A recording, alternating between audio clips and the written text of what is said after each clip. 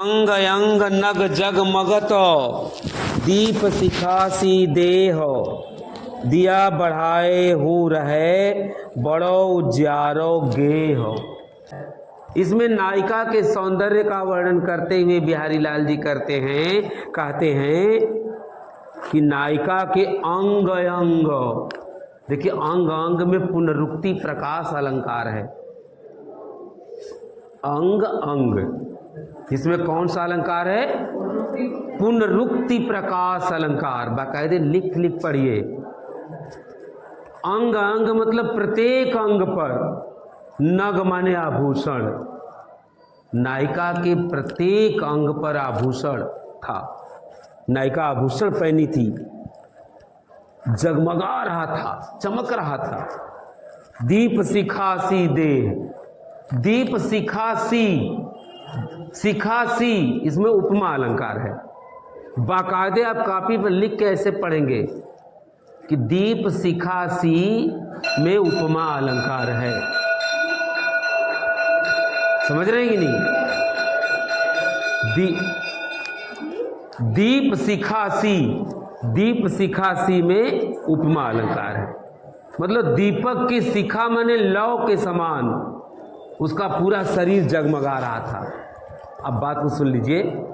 नायिका अपने पूरे शरीर पर आभूषण पहनी हुई थी, उसका पूरा शरीर दीपक के समान जगमगा रहा था। दिया बढ़ाए हूँ रहे, बढ़ाए माने बुझा देना। जिस कमरे, गेह माने घर, देखिए लिखा है गेह, गेह माने घर, जिस घर में वो बैठी थी दीपक बुझा देने के बाद भी बहुत सारा प्रकाश भरा हुआ था। देखिए इतना गहना पहनी है, इतना गहने में चमक था कि उस कमरे का दीपक बुता दिया गया, बुझा दिया गया, लेकिन फिर भी उस घर में बहुत उजाला था। मतलब अतिशयोक्ति अलंकार हो गया। इतना ज़्यादा गहना प्रकाश करेगा कि पूरा कमरा में उजाला हो जाए, अतिशयोक्ति। नीचे की लाइन में कौन अलंकार है? पूरे का अर्थ सुन लें एक बार फिर से। नायिका अपने प्रत्येक अंग पर आभूषण पहनी हुई थी, उसका पूरा शरीर दीपक के लौ की तरह जगमगा रहा था। और दीपक बुझा देने के बाद भी जिस कमरे में बैठी थी उसमें पूरा प्रकाश भरा हुआ था। बड़ो उजारो, उजारा माने उजाला, प्रकाश। दीपक बुझा देने के बाद भी बहुत ज़्यादा प्रकाश उस कमरे में हो रहा था। यानी इसमें क्या है? अतिशयोक्ति अलंकार। ठीक है, अदोहा छंद है ही, माधुर्य गुण है ही, ब्रज भाषा है ही। ठीक है। सहज सेत पंचतोरिया पहिरत अति छवि होती, जल चादर के दीप लो जगमगात तन ज्योति। इस सातवां देखिए भक्ति एवं श्रृंगार में बिहारी का बहुत ही इम्पोर्टेंट है। सहज का मतलब स्वाभाविक रूप से, श्वेत, श्वेत मतलब श्वेत, सफेद। पंचतोरिया, 5 तोले वजन की, बहुत हल्की।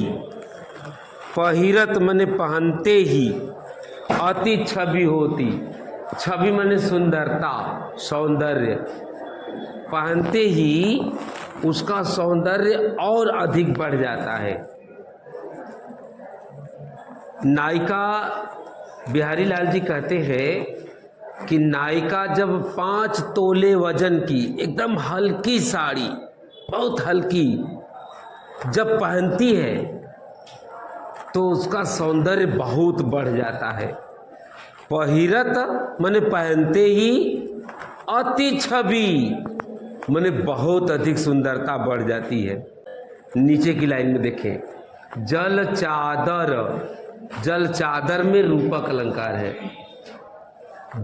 कौन सा अलंकार है? जल रूपी चादर। ये क्या होता है? पहले के राजा महाराजा जो अपने महल में ऊपर से फव्वारा बनाते थे, पानी गिरता था और उसके पीछे दीपक रख देते थे। सामने से देखने पर वो फव्वारा एकदम सुनहला चमकता था। तो जैसे जल रूपी चादर के पीछे रखा हुआ दीपक जगमगाता है, उसी तरह नायिका का तन ज्योति, उसका शरीर चमक रहा था। उसके शरीर से ऐसी आभा निकल रही थी, उसका नायिका का शरीर ऐसे जगमगा रहा था जैसे जल रूपी चादर के पीछे रखा हुआ दीपक जगमगाता है। मतलब उपमा अलंकार है। नायिका किसके समान? दीप लौ। दीप लौ का मतलब दीपक के समान। नायिका का जो शरीर है जल रूपी चादर के पीछे रखे हुए दीपक के समान जगमगाता है। अब दोनों लाइन को सुन लेंगे।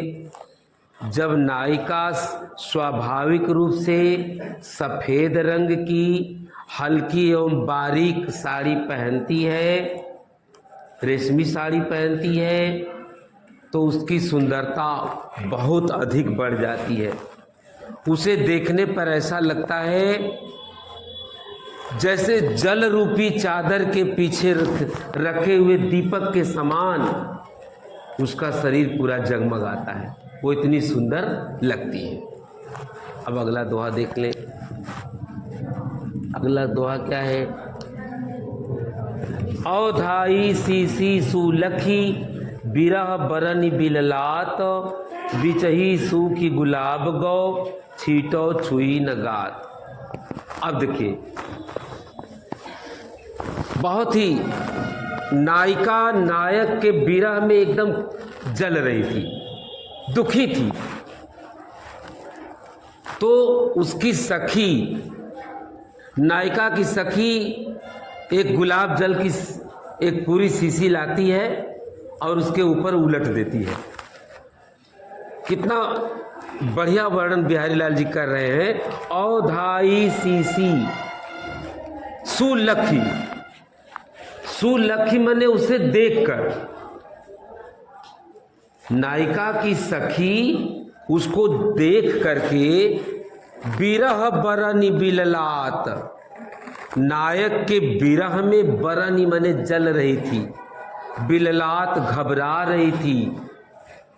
उसे घबराती हुई, दुख में जलती हुई जब वो देखती है तो उसके ऊपर अवधाई शीशी, एक गुलाब जल की शीशी अवधाई माने गिरा देती है, उलट देती है।